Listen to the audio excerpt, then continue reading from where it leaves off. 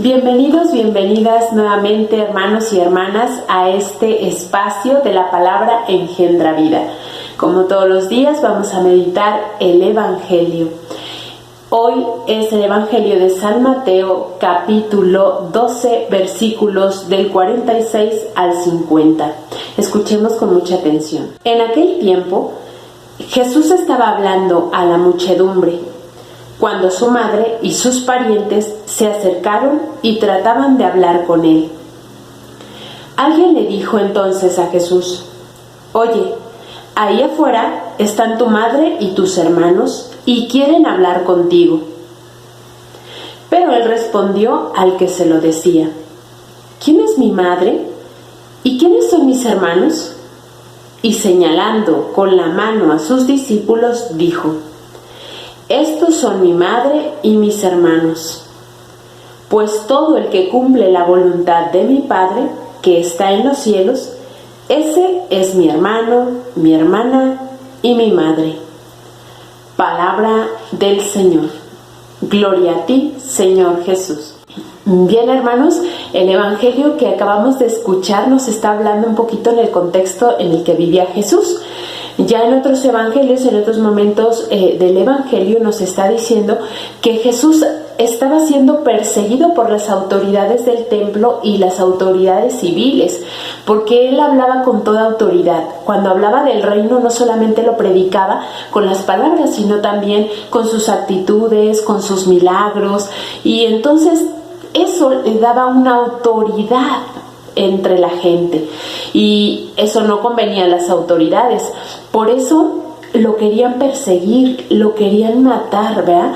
Entonces, en este contexto, María junto con sus familiares van en busca de Jesús, porque está siendo perseguido. Saben que la consecuencia de sus acciones, aunque sean positivas, aunque sean del bien, porque estaba haciendo el bien, nos lo dice el Evangelio, pasó por la vida haciendo el bien, no lo comprendían, y por lo tanto sus familiares quieren hacerle caer en la cuenta de que tiene que dejar todo eso y que tiene que dejar de actuar como actuaba para que no lo mataran y no lo persiguieran, ¿verdad?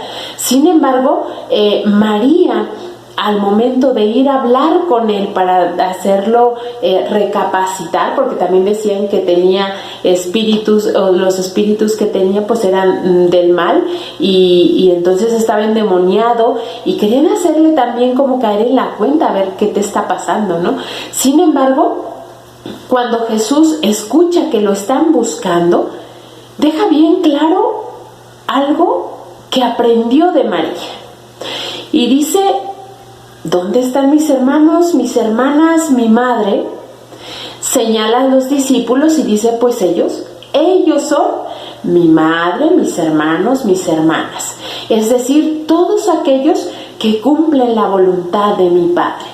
Y Jesús también con ello quiere dejar claro, y como que quiere remarcar, que eso de hacer la voluntad del Padre lo ha aprendido de María.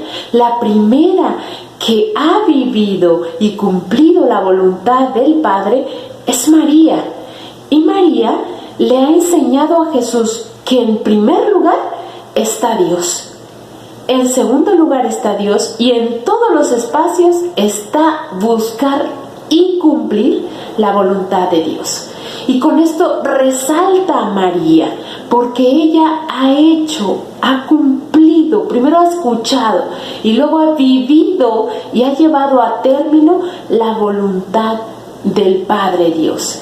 La voluntad del Padre Dios era que en su seno, en su corazón, en su mente y todo su ser estuviera Jesús, engendrar a Jesús, y lo ha hecho. Y para Jesús, María es un testimonio real de escuchar y cumplir la voluntad de Dios. Por eso también le dice a sus discípulos y lo señala: aquel que escucha y también cumple la voluntad de mi Padre, ese es digno de llamarse familiar mío, hermano, hermana, madre. Con esto no quiere decir que a María pues la deja a un lado, no, al contrario, la ensalza, porque de ella ha aprendido todo lo que Él sabe. Él es Dios, lo sabemos, Jesús es Dios, pero también su ser humano le permite ir aprendiendo procesualmente cuál es la voluntad de Dios, qué quiere Dios con su vida ante la realidad que están viviendo y cómo tiene que responder Jesús. Y María fue la primera que hizo esta voluntad de Dios. Y también nos invita a nosotros, hermanos, hermanas, a escuchar la palabra de Dios, buscar su voluntad y cumplirla. Y con esto me viene a la mente una frase de nuestra madre fundadora, Sofía Garduño Nava, que dice: los acontecimientos marcan la voluntad de Dios. En cada momento Dios nos deja mirar, nos deja entender su voluntad y también nos da la fuerza necesaria para cumplir su voluntad.